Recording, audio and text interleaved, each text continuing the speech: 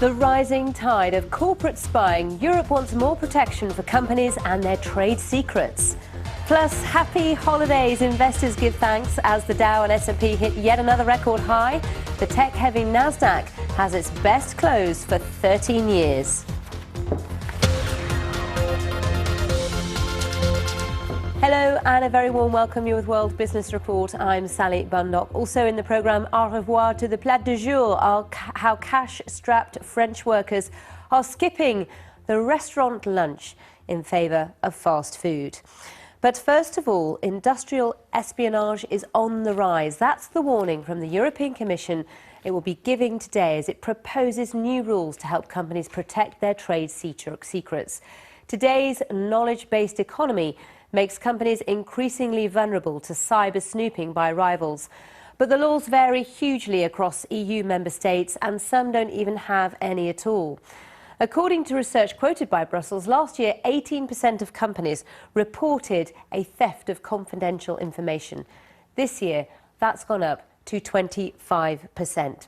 Well, I'm joined by Sony Kapoor, Managing Director of Redefine, an international think tank, to talk through the issues. Good to see you, Sony. So tell us what you believe Brussels will propose today. Well, I think more than anything else, this is going to be about imposing a minimum standard and putting all the European countries on an even keel. Because as of today, while some of the countries have explicit legislation protecting trade secrets, there's a number of others where there isn't anything beyond just normal contract law, for example.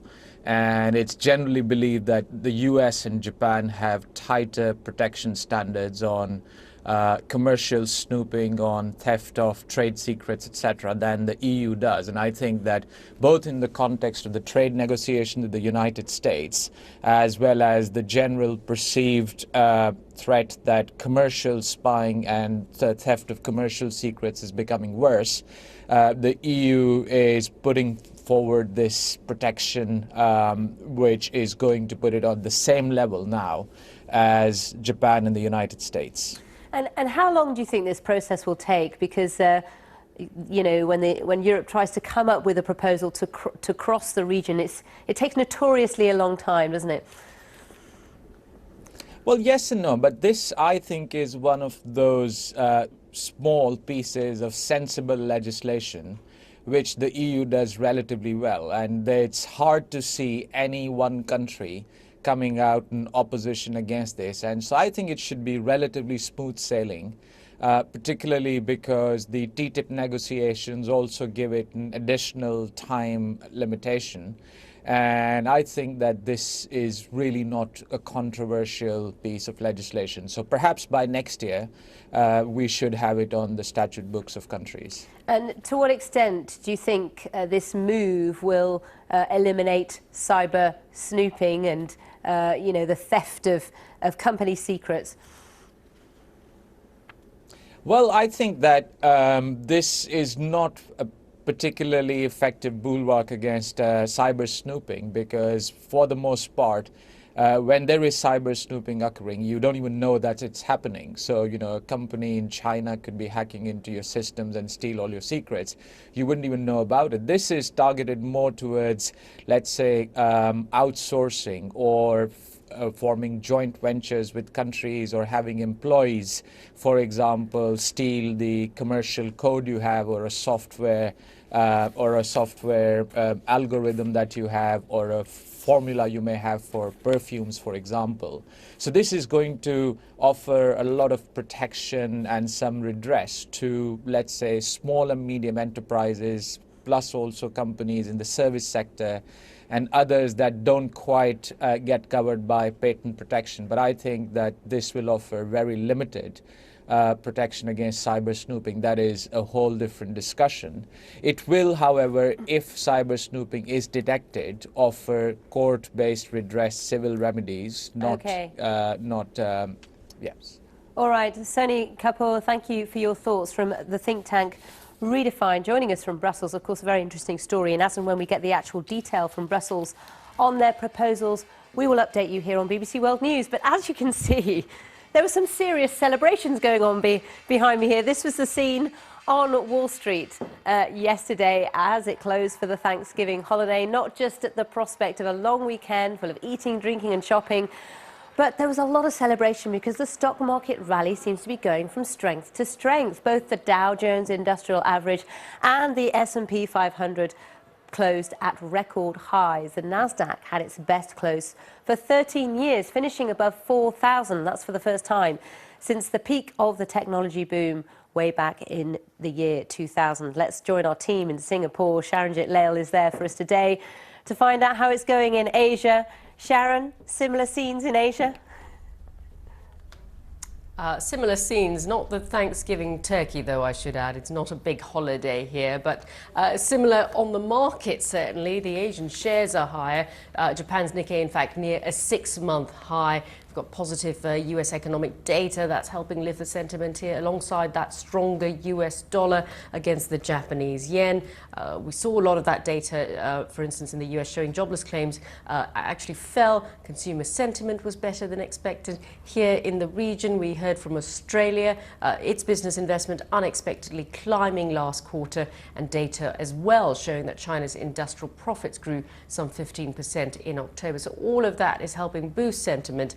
And of course, I mentioned that strong dollar as well. It went past 102 yen for the first time in 6 months. And that essentially means export-reliant firms get to reap currency-related gains when they bring their profits home from the US.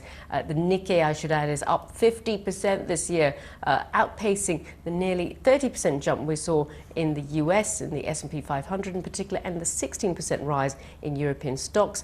The Bank of Japan essentially committing to keep its loose monetary policy to boost growth. And we know that's a contrast to some extent to the Fed, which is beginning to move towards a turn in its policy.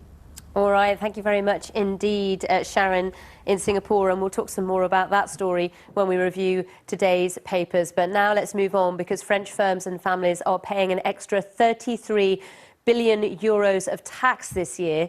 Nearly half of everything they produce will be handed over to the government. It's part of a promise made by President Hollande to bring down national debt following the Eurozone crisis of recent years.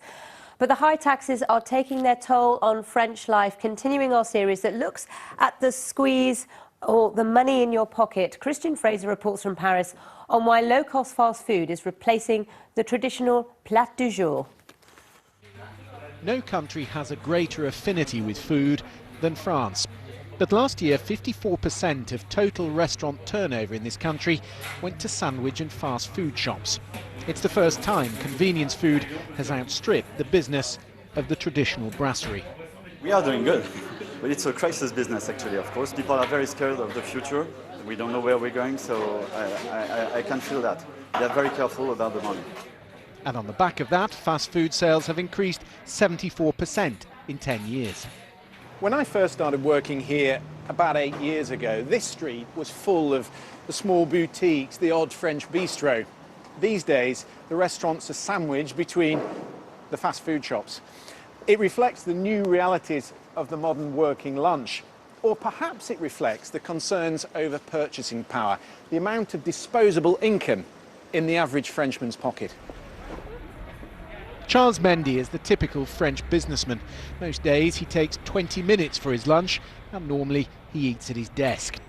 But it's not all about the money. I think people are more stressful about their work. They don't want to lose their job.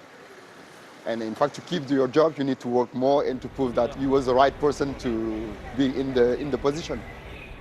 Underpinning that fear is the ever-rising level of unemployment. The French also worry about their taxes. In 2009, the total income tax bill was 46 billion euros. This year, it's nearer 70 billion.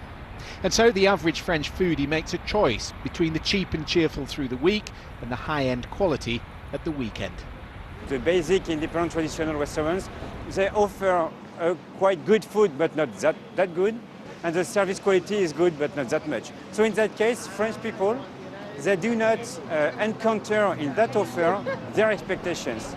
The French saveur for fine dining has not been completely extinguished. Far from it. The food is, well, it's far too good. But for most, the 2-hour lunch is an increasingly rare event. These days, it's more often the bargain baguette. Christian Fraser, BBC News, Paris. And that is World Business Report. Stay with us. We'll review the financial press in a few minutes. See you then.